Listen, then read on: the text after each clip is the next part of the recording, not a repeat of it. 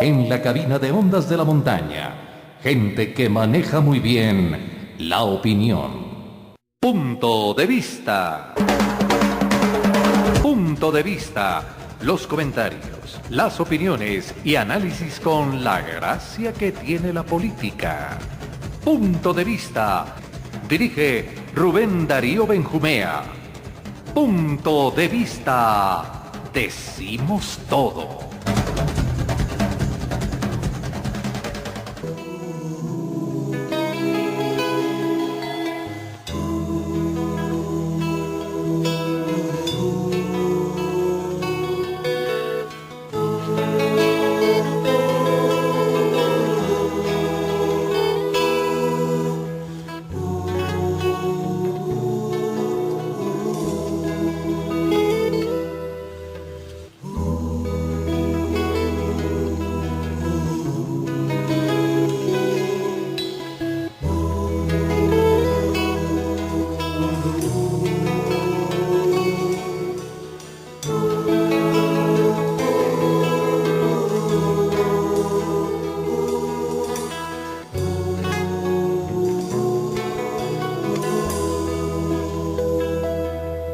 En tu mano hay una tiza, en tu rostro una sonrisa, en tu sueño más inmenso hay un cantar.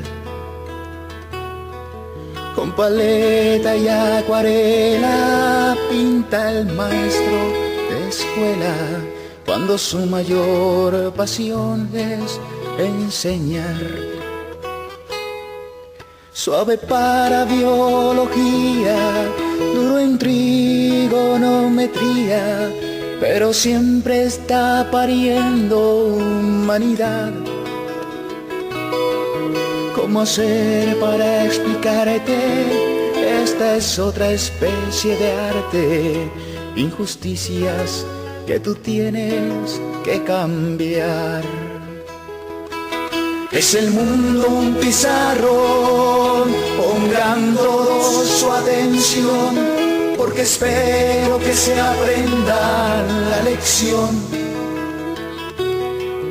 Capitalismos salvajes hallarás a cada viaje, para el pobre nunca existe.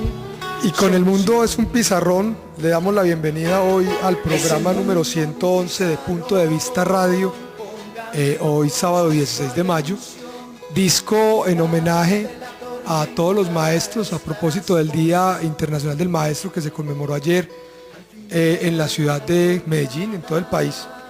Y hombre, con este disco una gran felicitación a la cantidad de colegas y amigos que nos rodean, todos ellos dedicados a la docencia, gente supremamente profesional, entregados sin ningún tipo de obstáculo al mundo de la enseñanza, y que de una u otra manera ha estado atravesado por el paro que a principios de mayo, finales de abril, estuvo en boga de todo Colombia y que fue el punto de, si se quiere, de discusión en todos los medios de comunicación. Don César, muy buenas tardes. ¿Cómo va la semana? Para don Carlos Andrés en el Control Master.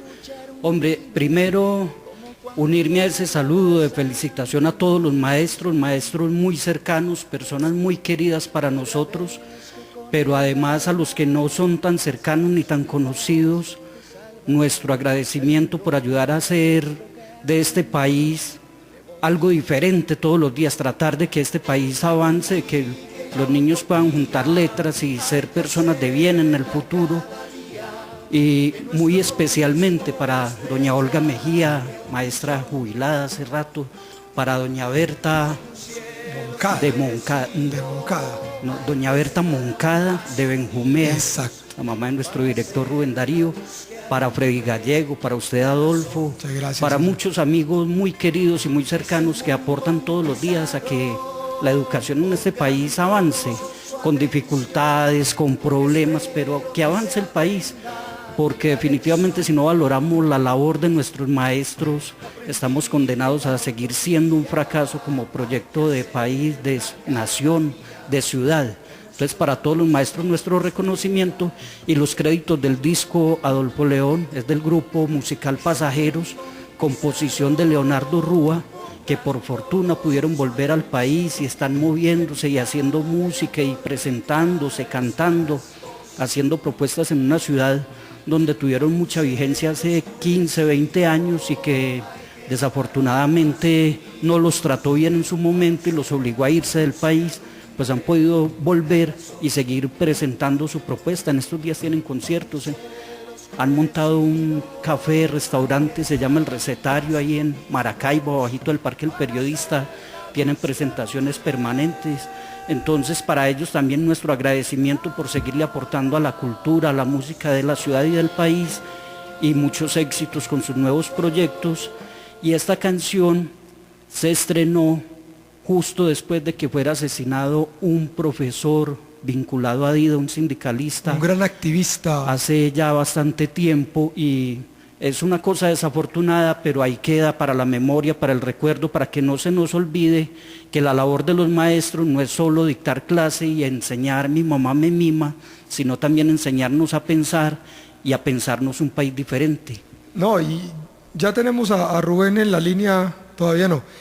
César, el asunto de la educación en Colombia es un asunto de fondo. Definitivamente usted cuando lo dice con mi mamá me mima, sé que se refiere a que el asunto de la educación en Colombia es un asunto de Estado, es un asunto de identidad nacional, es un asunto de compromiso de todos los conciudadanos con el futuro del mismo país. Incluso es un asunto de formación de Estado, formación de nación, formación de país, la posibilidad de crear ejes comunes a todos los connacionales, de manera que podamos tener un objetivo claro. No se puede hacer sino a partir de un proceso educativo completamente claro, completamente transparente, y no con los embelecos con los que se ha venido disparando en estos días, y que han sido tan de boca, y que definitivamente no es el momento para dar el debate, pero que llegará un momento en que se tendrá que dar, porque la educación no puede seguir al vaivén de las políticas internacionales que se quieren implementar en Colombia, ni tampoco puede seguir siendo la panacea, la cenicienta mejor de todo el fisco y de todas las políticas gubernamentales de turno. Creo yo pues que habrá que entrar a un debate nacional de fondo sobre la educación para que esto cambie. César, también esta semana fue bien interesante el pronunciamiento del Consejo de Estado. Fue el Consejo de Estado, no, la Corte Suprema de Justicia, que le puso las medidas cautelares a la venta de Isagen. Que fue el Consejo de Estado. El proceso de la venta de Isagen, que iba completamente sobre ruedas, se vio de una u otra manera truncado por el Consejo de Estado, que interpone estas acciones tutelares, y más o menos se habla de 4 meses, ya es la segunda vez que pasa. El gobierno anda con el pelo parado, hablamos de 5.3 billones de pesos que dejan de entrar al fisco, y que lo que pretenden es tapar el hueco fiscal tan grande que hay a partir, creo yo, no estoy completamente seguro, pero creo que a partir de la reelección y de este untado de mermelada que hubo tan grande, nos dejó con un hueco fiscal muy, muy grande. Y tenemos entonces en la línea, a partir de estos, al señor Rodrigo Alonso Paniagua. Él es el presidente de ATRAE, la Asociación de Trabajadores de la Energía. Don Rodrigo Alonso, muy buenas tardes, gracias por comunicarse con nosotros, y cuéntenos cómo recibieron ustedes estas medidas cautelares.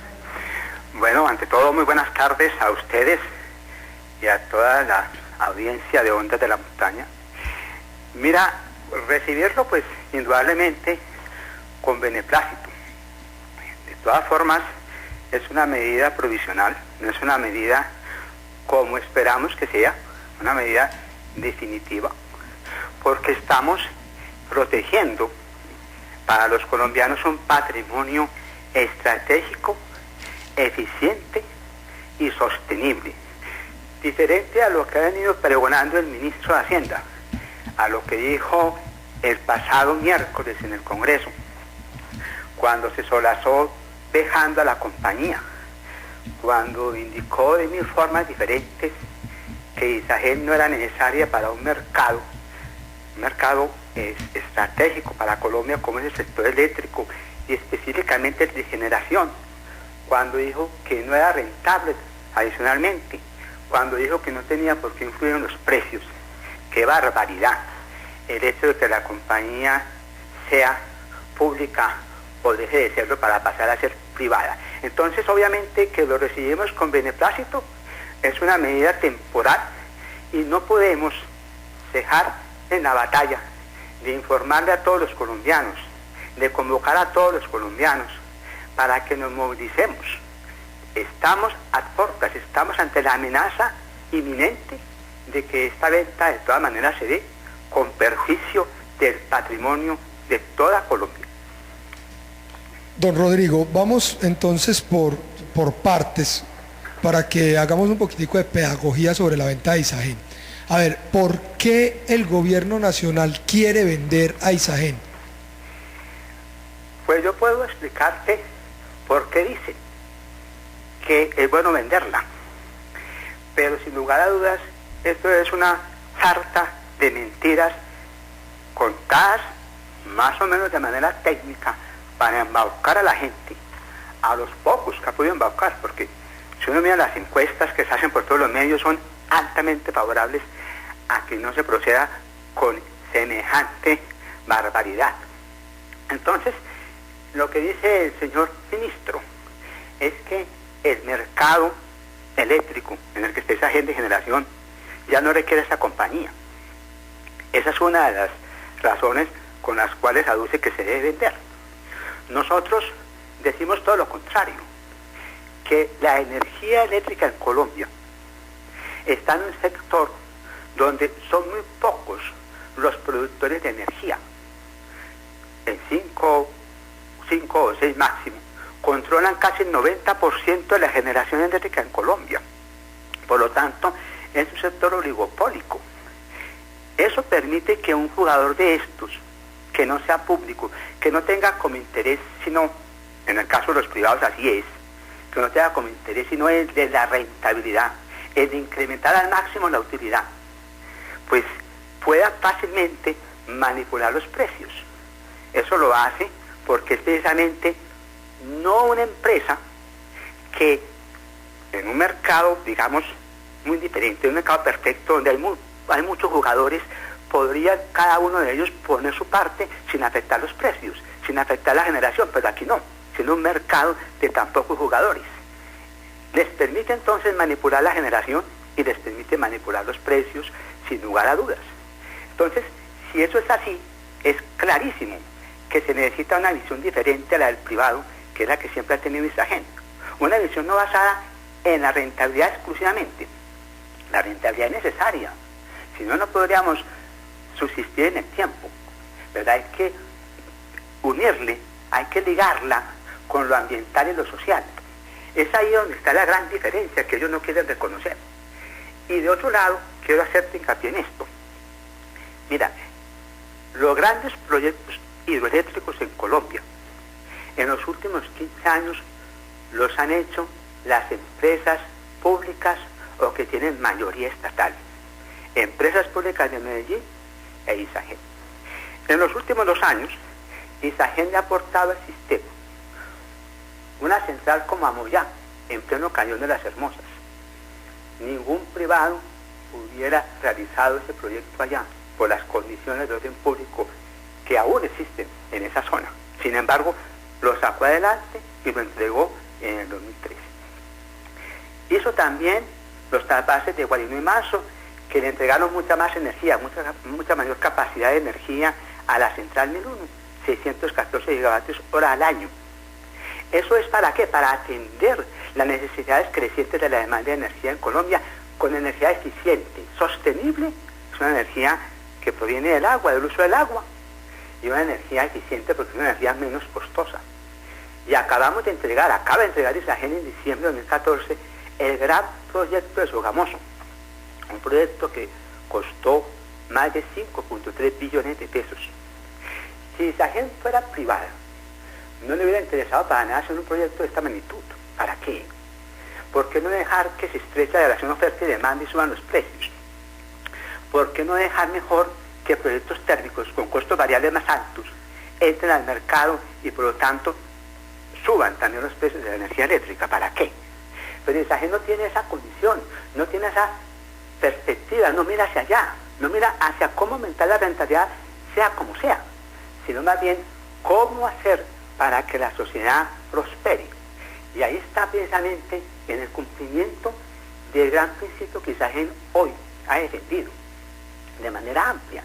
Cuando ISAGEN dice a todo el mundo, cuando dice de frente, el principio de ISAGEN es generar energía inteligente y prosperidad para la sociedad, es precisamente un principio que los privados nunca podrán tener en cuenta, porque aquí no se trata de generar energía de cualquier manera, sino energía que ambientalmente sea amigable, energía que sea sostenible, que permita que las generaciones futuras también puedan beneficiarse de estos recursos y que haya prosperidad para la sociedad, no solamente desde ese punto de vista, sino porque se permita precios eficientes, precios más económicos, y a su vez porque las comunidades alrededor de la zona de influencia de las centrales se beneficien de todas las inmensas actividades que ISAGEN hace con ellos para mejorar su calidad de vida.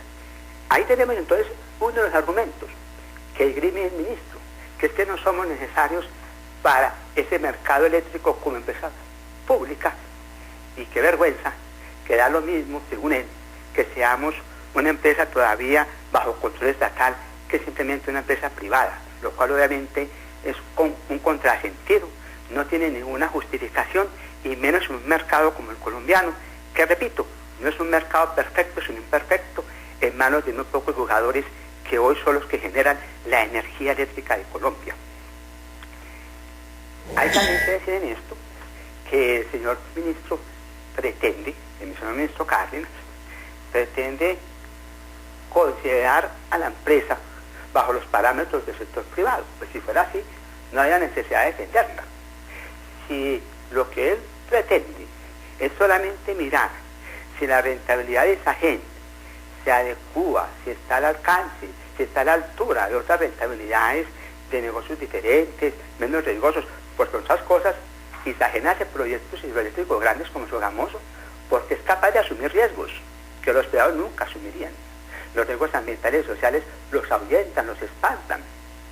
Entonces, cuando dice que somos poco rentables, uno lo que le pregunta es que usted está considerando ISAGEN de una vez como privada? Todavía no la vende y ya es ISAGEN para usted es privada, porque lo que hay que mirar es que una empresa pública tiene que diferenciarse de una empresa privada, justamente por el criterio, por el norte que tiene. Nosotros buscamos sostenibilidad, rentabilidad aunada a lo ambiental y lo social. Desde ese punto de vista, lo que hay que mirar es si somos sostenibles, si le aportamos al país, si somos estratégicos para el sector. Si los colombianos, cuando perdamos ISAGEN y la privaticen totalmente, no vamos a sufrir las consecuencias en el muy corto plazo de un incremento sustancial de los precios y, a su vez, de entregarle un sector estratégico para cualquier país. ¿Qué país puede progresar sin energía eléctrica? Entregárselo a unos privados y, para colmo de males, a unos privados extranjeros, a unas multinacionales extranjeras. Y aquí hago una anotación adicional. A propósito de las multinacionales extranjeras que quieren empujar por la compra de ISAGEN, ¿tiene usted datos de qué empresas son? Si hacen parte del mercado de la energía o son inversionistas con esos capitales que llaman capitales gaviota, capitales efímeros que entran, sacan provecho y se van. ¿Qué conocimiento tenemos de esas empresas? Mira, esto es muy claro. Solamente han quedado 3 compañías pujando por ISAGEN. Una de esas compañías es Colbún, chilena. Lo que se acaba de demostrar, o se acaba precisamente de denunciar por algunos amigos también periodistas, es que Colbún, empresa chilena, está hoy inmersa en una investigación porque a través de una de sus compañías filiales en Colombia ha venido participando, ha tenido incidencia en el llamado cartel de los pañales. que ha incrementado artificialmente los precios de los productos desechables, de los pañales desechables en Colombia. El ministro decía en estos días, confrontado. Rodrigo, sí. le complemento, esa empresa a la que usted hace referencia es Drapers, que produce el pañal Baby Sec. Así es correcto, eso es cierto. Y fíjense ustedes que en esas manos es que nos quiere dejar a nosotros el gobierno nacional, en manos de empresas que son capaces de hacer ese tipo de operaciones. Izagen se distingue hoy sustancialmente por su transparencia. ¿Cómo es posible que el ministro venga a decir que él no conoce, no tiene entendimiento alguno, cuando es la Superintendencia de Comercio la que está justamente investigando a esta compañía por ese tipo de manipulación de los precios, de afectación del mercado? Esas son las empresas a las que nos quieren vender. Las otras compañías, pues hay una compañía aparte de la chilena, una canadiense, que es un fondo de inversión. En este caso, esta compañía, pues la verdad no es que tenga una participación directa en el tema de la generación de energía eléctrica, tiene una participación en la electrificadora de Boyacá, pero no es una compañía pues operadora de propiedad de negocio de la generación. Es un fondo, pues como dije, de inversionistas, en el caso de la compañía canadiense. De ahí se retiraron Unión Fenosa, la española, se retiró afortunadamente, porque tiene pues una historia terrible en este sentido. Entonces, tenemos por ahora la compañía chilena, que ya mencionamos, la compañía canadiense, y tenemos que hablar entonces también de la otra compañía que es Suez, francesa, quizás la compañía generadora más grande del mundo, que también han tenido unas denuncias por unos manejos realmente difíciles, sobre todo desde el campo ambiental y también social. Esas son las tres grandes compañías que nos quieren comprar, todas con ciertos antecedentes complicados en cuanto al manejo de sus negocios en el mundo entero. Rodrigo, ¿qué se necesita para parar la venta de Izagen? Se necesita movilización porque argumentos hay. Necesitamos, y creo que es el momento, hay que aprovechar cada posibilidad como esta para decirle a la gente, señores colombianos todos, el presidente volvió a llamar apenas ayer, después de conocerse el fallo del Consejo de Estado, a su ministro de Hacienda y a su vicepresidente para que salgan a vender Izagen a toda costa, para que presionen al Consejo de Estado, para que salgan a decir todas las atrocidades que han venido diciendo en estos días. Nosotros tenemos que convocar a los 47 millones de colombianos, que a diferencia de ellos, no les puede convenir jamás la venta de una empresa como Izagen. Y vuelvo y lo digo, es así, porque sin lugar a dudas, este mercado va a quedar en manos de los privados, de las extranjeras, y vamos a cometer un gran, digamos así, una grave falla si permitimos que Izagen finalmente termine en las manos de los privados extranjeros. Entonces, ¿qué se necesita? Se necesita movilización, se necesita llamar a la gente, hacer entender lo que está en juego. Esta empresa es fundamental, esta empresa es esencial. Es que quizá no sea tan conocida como EPM, pero es una empresa que genera el 20% de la energía eléctrica de Colombia. Hoy con Sogamoso eso ocurre. Y si nosotros no salimos a defenderla, nadie lo va a hacer. Los colombianos todos tenemos que ponernos la camiseta de no a la venta de Izagen, y tenemos que salir a las calles si es el caso, y tenemos que recurrir a todos los medios legales, obviamente, a las redes sociales si es el caso, para decirle, esta venta no la vamos a permitir y no vamos a dejar que el gobierno nacional ferie e entregue a los extranjeros un patrimonio público esencial, estratégico y sostenible. Bueno, le agradecemos mucho al señor Rodrigo Alonso Paniagua, presidente de ATRA, de la Asociación de Trabajadores de la Energía, del sector energético de Colombia. Creemos que este interés de comunicarnos con él es para que hagamos un poquitico de pedagogía sobre lo que pasa y lo que se le viene a Colombia con la venta de Izagen. Don Rodrigo, le agradecemos mucho por comunicarse con nosotros. Tengo una muy buena tarde y un muy buen fin de semana. Muchísimas gracias a ustedes. Igualmente, y a toda su audiencia de igual manera. Que estén muy bien y muchas gracias.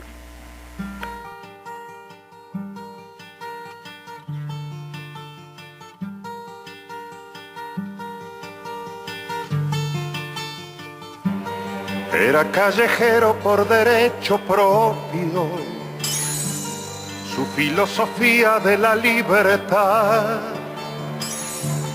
fue ganar la suya sin atar a otros y sobre los otros no pasar jamás. Aunque fue de todos, nunca tuvo dueño que condicionara su razón de ser. Libre como el viento era nuestro perro, nuestro y de la calle que lo vio nacer. Era un callejero con el sol a cuestas, fiel a su destino y a su parecer, sin tener horario para hacer la siesta, ni rendirle cuentas al amanecer. Era nuestro perro y era la ternura que nos hace falta cada día más. Era una metáfora de la aventura que en el diccionario no se puede hallar. Era nuestro perro porque lo que amamos lo consideramos nuestra propiedad. Y era de los niños y del viejo Pablo, a quien rescataba de su soledad. Era un callejero y era el personaje de la puerta abierta en cualquier hogar. Era en nuestro barrio como del paisaje, el sereno, el cura y todos los demás.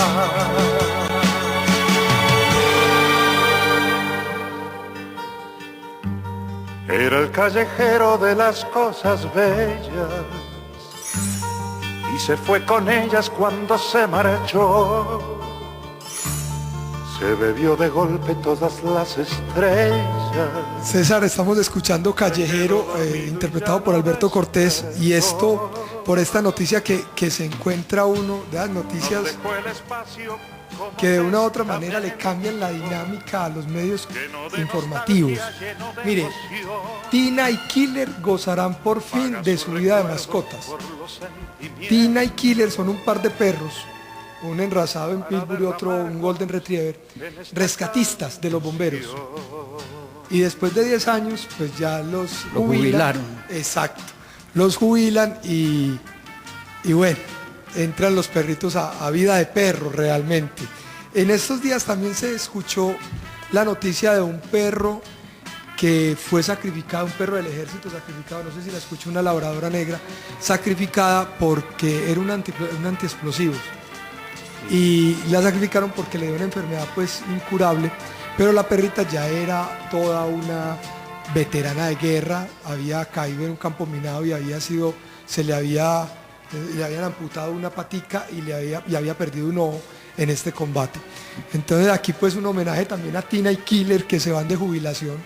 Y que probablemente no sean tan famosas como las mascotas de Johnny Depp, que han sido noticia por estos días. Él tuvo que salir de Australia para garantizar que no lo sacrificaran porque habían ingresado a Australia con él, no sé cómo los llevaron, de manera irregular, y la legislación dice que si no están debidamente registrados para ingresar al país, hay que sacrificarlos. Un par de perritos también, las mascotas de este gran actor, entonces salió de Australia con ellos para garantizar que no lo sacrificaran. Se voló de Australia. No sé si se voló, pero no se quedó a esperar a ver qué decían con sus animales. El mundo de las mascotas es una cosa bien complicada. En este momento los animales han entrado a ocupar un papel primordial en la vida de las personas, la compañía, esa solidaridad que expresa un perro y ya muchos gatos, pues que también se ha cambiado como el concepto del gato independiente, no me importa, Huraño. yo soy solo, exacto.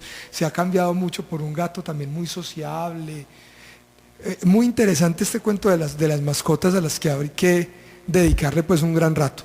César, volviendo a nuestro eje temático en este programa Punto de Vista, que es la política, se está realizando en este momento en la ciudad de Bogotá el cuarto congreso del Polo Democrático. Cuéntenos usted que se mantiene empapado de eso, ¿qué buscan con este tipo de congresos? ¿Cuál es la dinámica? ¿Cómo está la movida? Pues Adolfo, primero muchas gracias por preguntar, porque este es un tema que a veces pasa desapercibido para muchos medios, o lo tratan solo cuando hay manera de darle garrote al partido. Claro, claro que sí, es muy claro eso. El interés es o acabarlo o desprestigiarlo, pero no hablar de las cosas importantes que allí se dan.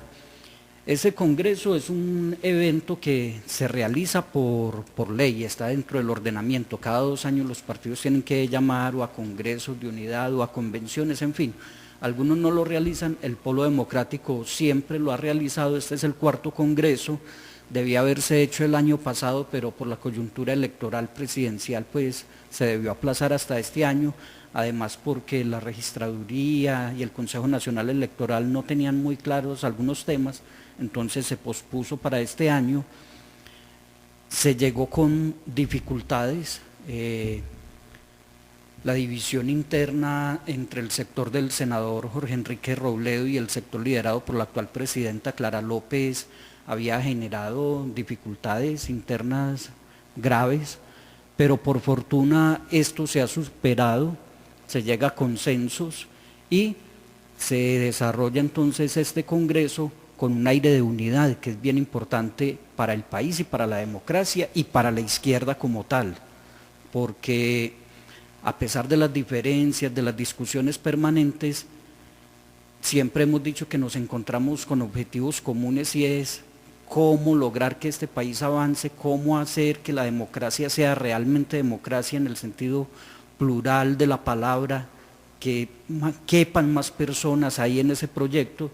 Entonces es un mensaje importante para el país, la unidad, se dieron la mano y van en muy buenos términos estas corrientes diferentes que hacen parte del polo, y lo que en este momento se decide, se discute allí, es qué va a pasar primero frente al tema estatutario del partido, porque cuando se fundó el polo, hace 10 años, de la mano de Carlos Gaviria y de muchos dirigentes que ya no están, el gobierno era el de Álvaro Uribe. Entonces, por ejemplo, el ideario de unidad decía: estamos contra el gobierno uribista, pero es que Uribe ya no está. Entonces, cosas que en su momento fueron coyunturales y no se tuvieron en cuenta, ahora históricamente ya no tienen vigencia.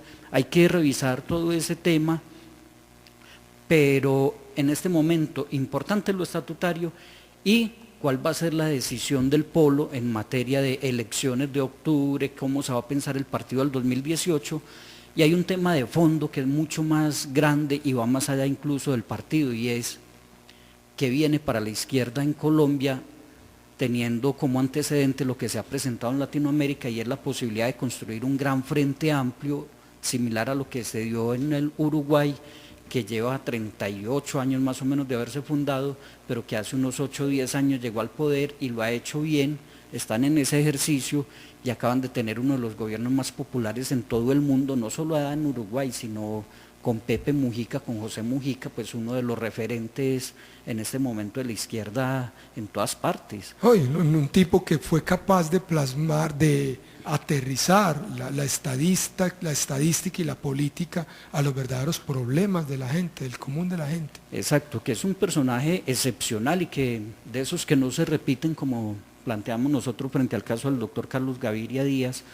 Pero entonces eso es lo que se está buscando, que mucha gente que no está ahora en este proyecto porque no ha llegado aún, o que llegó en algún momento y se fue, pero que siguen con un objetivo común y es un país plural, pues que volvamos a esa idea inicial, no como polo, no como organizaciones, sino como un frente amplio donde todos sigan siendo su esencia, no tengan que desaparecer como corrientes, como partidos, pero que ese Frente Amplio busque agrupar la mayor cantidad posible de organizaciones sociales, comunitarias, que tienen un pensamiento común y es la izquierda. Entonces, esa propuesta va más allá del 2018. Ahora es muy coyuntural porque hay elecciones de autoridades locales y territoriales en octubre, alcaldes, gobernadores, concejales, diputados, juntas administradoras locales, pero pasado eso, el país sigue, la política sigue y hay que tener un plan a mediano y largo plazo. Entonces eso es lo que se está pensando en este momento en el partido. Importante en ese congreso la política de alianzas. Hay regiones donde el polo, caso Medellín por ejemplo, es muy difícil que tenga posibilidades de llegar a un cargo importante uninominal, gobernación o alcaldía, pero sí puede haber proyectos que de alguna manera recojan el sentir del partido. Esto lo digo a título personal, no estoy comprometiendo a ninguno de los dirigentes ni puedo hablar como partido tampoco, pero creo que eso se está analizando, donde hay situaciones que pudieran recoger el pensar y el sentir del Polo Democrático Alternativo y llegar a algunas alianzas con esas otras propuestas que sean alianzas no burocráticas, sino alianzas temáticas, educación, salud, mejoramiento de la condición de vida de los ciudadanos. Todo eso se debe estar discutiendo en este congreso que ya está terminando porque ahora están en tema de deliberación y de votación de la conformación de un nuevo comité ejecutivo nacional. Entonces me toca ahí, como usted lo ha planteado Adolfo, hablar a mí porque los dirigentes que están en este momento están muy ocupados y ninguno nos responde al teléfono. César, pero entendemos ¿cuándo la vamos a importancia de esas conocer los decisiones. candidatos del polo a las diferentes alcaldías y gobernaciones? Eso- No los está cogiendo la noche, hermanos. Yo a veces creo Pero que es nos lo que yo le metemos en planteaba. un cuento demasiado ideológico, demasiado ideal y esta parte mecánica que es tan importante. Eso está resuelto. Ya ahora hay luces claras frente a lo que se defina. Esta misma tarde puede ser. Pero antes de terminar el mes, con seguridad ya se conocerán esos nombres. Pero le pregunto, ¿cuáles son los candidatos? ¿Cuál es el candidato a la gobernación de Antioquia por el Partido Conservador? No existe porque también son precandidatos. Esas son circunstancias que se dan en los partidos, Adolfo, que tiene toda la razón. La exposición mediática de unos es mucho mayor y deja en desventajas a ciertos partidos, definen más rápido sus cosas y pueden hacer campaña con más tiempo, pero los aplazamientos del Consejo Nacional Electoral que no permitieron que este Congreso del Polo se desarrollara antes, hace que esas decisiones se retrasen también. Ya podrían estar los candidatos definidos, pero había que esperar a que se diera este Congreso, cuarto Congreso del Polo, y apenas se está terminando hoy, es decir que esta semana ya se conocerán candidaturas en la mayoría de regiones del país y en unos 15 días, creo yo, cuando se desarrollen ya las asambleas regionales y municipales, se conocerán definitivamente los nombres de candidatos en las ciudades donde haya varios precandidatos y en los departamentos donde haya más de un candidato a ocupar la gobernación. Bueno, uno lee en la página del Polo en este momento que Clara López ya es proclamada a la candidata a la alcaldía de Bogotá. Pero ella era la única precandidata que había, y no hay ninguna dificultad. ¿Cuántos precandidatos tenemos aquí en Medellín para la alcaldía? En Medellín para la alcaldía hay inscritos 2 precandidatos, se trata de Héctor Manuel Hoyos Meneses, abogado constitucionalista, nos ha acompañado acá en el programa, y el médico Luis Fernando Muñoz Ramírez, quien fuera candidato a la alcaldía el periodo pasado. Ellos 2 son los precandidatos en este momento. Tocará mirar qué decisiones toma el Ejecutivo Municipal cuando se reúna posterior a la llegada del Congreso, pero creemos que ya tiene cierta ventaja el doctor Héctor Manuel Hoyos Meneses frente a esa precandidatura, pues hace parte del sector que ganó las elecciones de delegados a este Congreso, tienen las mayorías, entonces creo que no haya mayor discusión frente a ese tema. Y para el caso de la gobernación está el doctor Olmedo López Martínez, exsecretario de Medio Ambiente. Un abrazo de solidaridad para él, hombre, César. a propósito, Su señor padre falleció el jueves anterior, ayer fueron las exequias, y demuestra el doctor Olmedo su calidad de dirigente y su compromiso con una propuesta. Le toca dejar, él es quien lidera por Antioquia un sector que se conoce como Polo Paz, organiza el evento, deja instalado el congreso, viene a las exequias de su padre, acompaña a su familia en ese duelo, está en ese drama terrible que es despedirse de los seres queridos, en este caso de su señor padre, pero vuelve a la ciudad de Bogotá a seguirle poniendo el pecho a un compromiso que él ha asumido desde hace mucho tiempo por sacar adelante una propuesta. Él es uno de los que lidera ese tema de un Frente Amplio por la Paz, donde se reúnan todos los sectores de izquierda del país e incluso latinoamericanos por una propuesta común. Entonces, para él nuestro abrazo solidario y nuestros respetos, hombre, porque demuestra su compromiso y su carácter en este momento tan duro. Se ha inscrito también como precandidato tras la renuncia del diputado Jorge Gómez Gallego a esa precandidatura, el profesor Jaime Montoya, un sindicalista de vieja data, ha sido presidente de ADIDA, hace parte ahora de la CUT, hace parte ahora de las directivas de la CUT, un hombre de la educación bastante fogueado en el tema sindical. Serían entonces Jaime Montoya y Olmedo López los precandidatos a la gobernación de Antioquia en este momento, y creería yo que también está muy claro, según la tendencia que marcaron las votaciones para delegados, quién ocuparía ese cargo de candidato a la gobernación de Antioquia, inclinándose la balanza a favor del doctor Olmedo López, pero esto es mera especulación hasta tanto no se den efectivamente las asambleas departamental y municipal del Polo. ¿Y va el Polo con alguna lista para consejo? Está en conformación, Adolfo, ya hay nombres importantes ahí sonando. Le tengo un dato, un solo nombre que ya empieza a mover los medios de comunicación. El maestro Aníbal Vallejo Rendón, presidente de la Sociedad Protectora de Animales, profesor jubilado de la Universidad de Antioquia, donde fue decano en la Facultad de Artes, un hombre muy reconocido del mundo del arte. ¿Él es tamesino o vive en Támesis? ¿O tiene allá como gran parte de su hacienda? Adolfo, mire, con esta familia yo no tengo mucha claridad frente al tema. Sé que su señor padre, que fue diplomático, fue del mundo político, el doctor Aníbal Vallejo, si no estoy mal, también se llamaba así su señor padre, es de Támesis. No sé si muchos de sus hijos, porque era una familia numerosa o es una familia numerosa, nacieron en Támesis, porque por ejemplo en el caso de Fernando Vallejo, el escritor, él nació en Envigado, pero sus orígenes y toda su familia vive en Támesis, tienen las propiedades de la familia, la finca paterna, en fin. Y su hermano menor, Carlos Alberto, fue alcalde de Támesis. Esa historia le da nombre a una de sus novelas, a una de las novelas de Fernando Vallejo, que se llama Mi hermano el alcalde, libro recomendado porque es muy divertido, pero también nos enseña mucho de historia y de cómo se maneja la política en este país. Entonces, Aníbal Vallejo Rendón, defensor de animales, muy una persona muy culta, muy reconocido aquí en una Medellín. persona del mundo artístico también, claro que sí, y de la academia, es uno de los candidatos en este momento o precandidato por el Polo Democrático Alternativo al Consejo de Medellín. ¿Lista cerrada o renglón preferente? No, debe ser lista preferente, porque esas listas cerradas, mire el caso de Centro Democrático, pues la gente va y vota por un líder, pero no sabe quién más hay ahí detrás, y luego en las consultas para escoger los candidatos al Consejo de Medellín, mire los pocos votos que sacaron.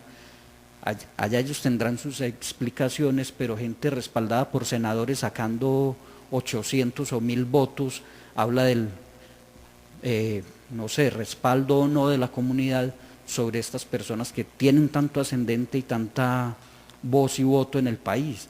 Un senador apoyando a un candidato al Consejo y en la consulta interna del partido sacar 800 o 1000 votos, me parece a mí que muestra el poco trabajo y el poco ascendente sobre la comunidad que tienen estos personajes. Entonces, debe ser lista abierta, pero lo importante es quién encabece y quién cierre esa lista. Esas dos posiciones siempre han sido apetecidas dentro del partido, porque de alguna manera tendrán ventajas. Estar en el primero y en el último lugar es más fácil de ubicar para los electores en el tarjetón. Entonces, quien encabece esa lista creo que será uno de los temas de debate próximamente, pero le doy ese nombre para generar expectativa. No, muy interesante, un nombre muy interesante, un nombre que le daría una altura grande al Consejo de Medellín, claro, pero que además le aporta bastante entonces al Polo Democrático Alternativo, con el que se identifican siendo de una familia de origen conservadora, pero se identifican en muchas propuestas, entre ellas el tema medioambiental y animalista.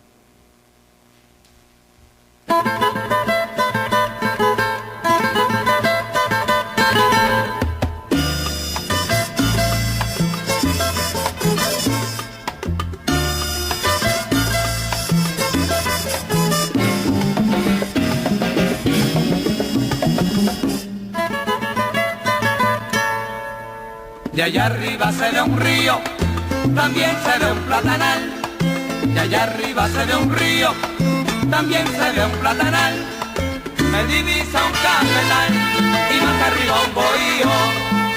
Se divisa un cafetal y más arriba un bohío.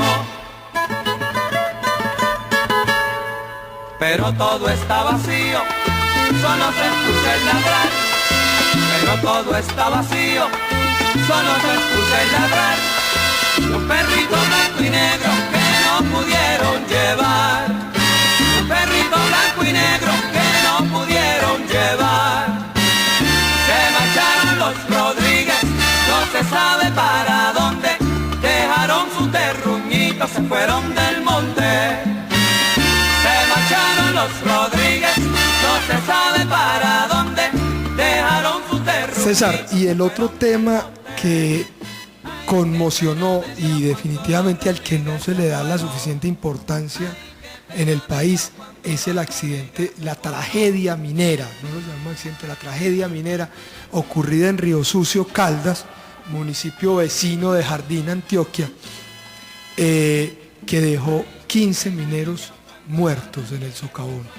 Una cosa, pues no sabe uno cómo calificarla, sobre todo cuando hablamos de que la minería es una de los renglones que va a impulsar la economía colombiana. Entonces es como que, hombre, qué berraquera que pues nosotros somos antimineros 100%, sobre todo los que queremos esa zona del país, porque sabemos lo que la minería le hace al medio ambiente, pero además la tragedia social de la minería es una cosa de locos, eso es incalculable completamente. Leía mejor que en el municipio de Río Sucio hay una mina por kilómetro cuadrado, es decir que está completamente socavado ese territorio y que la informalidad, ¿no? Yo no estoy de acuerdo con ese término de ilegalidad, porque legal e ilegal creo que son temas jurídicos, pero también muy sociológicos y de mucha discusión.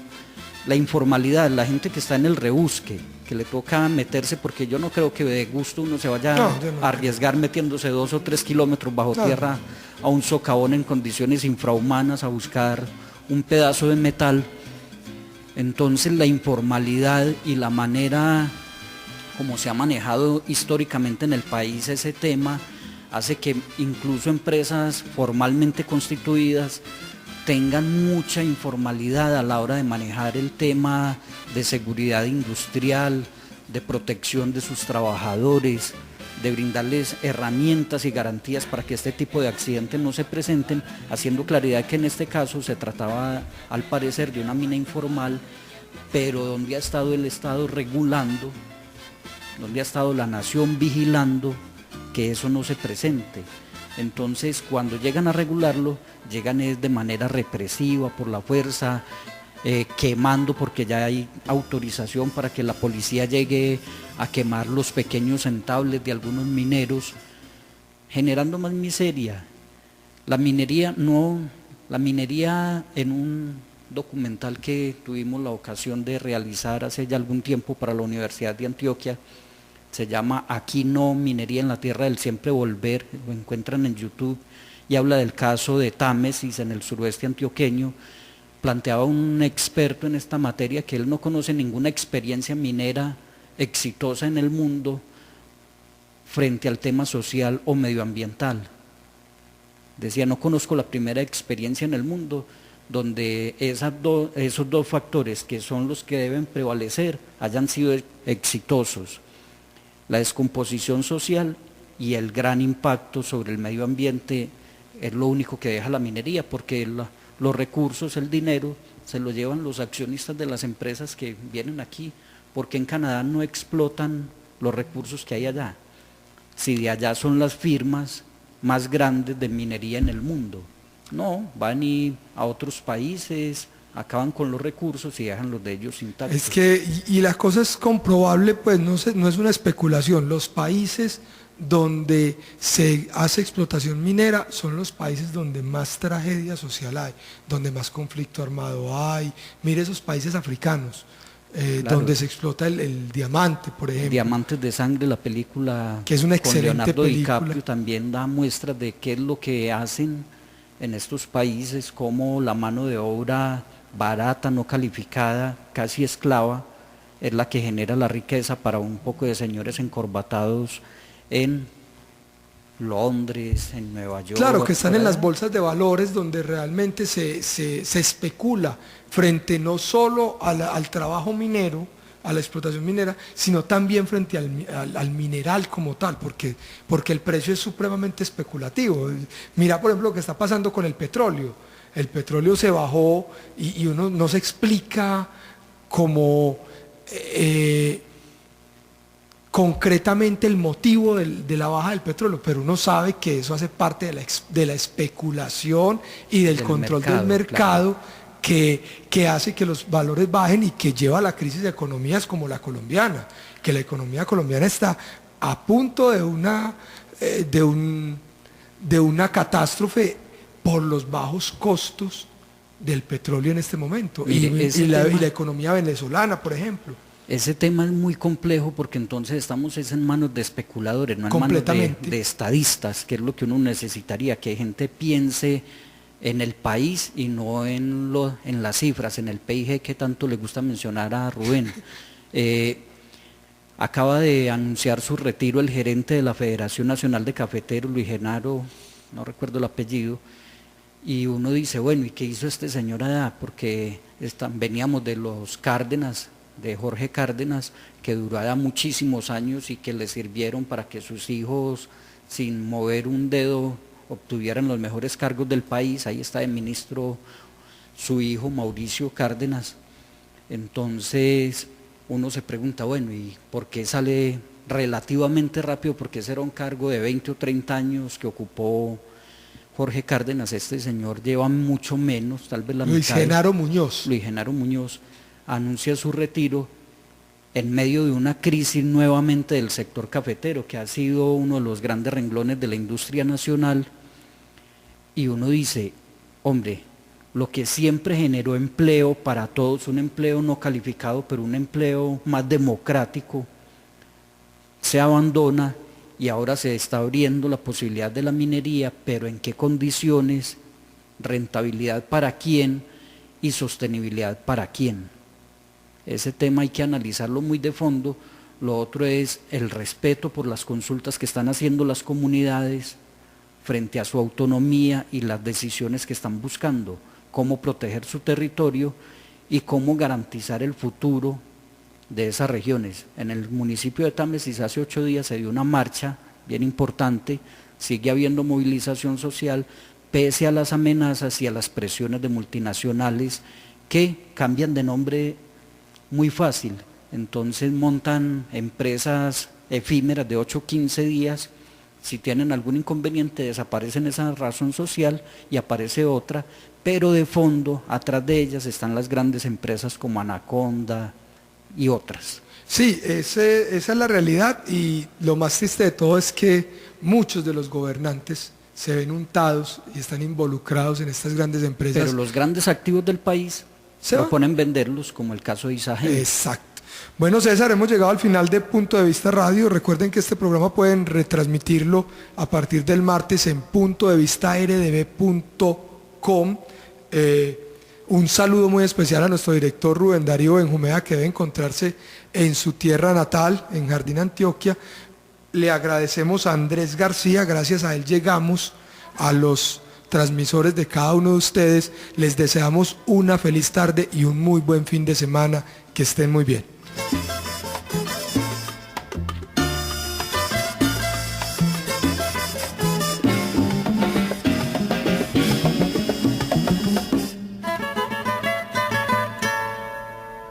Punto de vista. Punto de vista. Los comentarios, las opiniones y análisis con la gracia que tiene la política. Punto de vista. Dirige Rubén Darío Benjumea. Punto de vista. Decimos todo.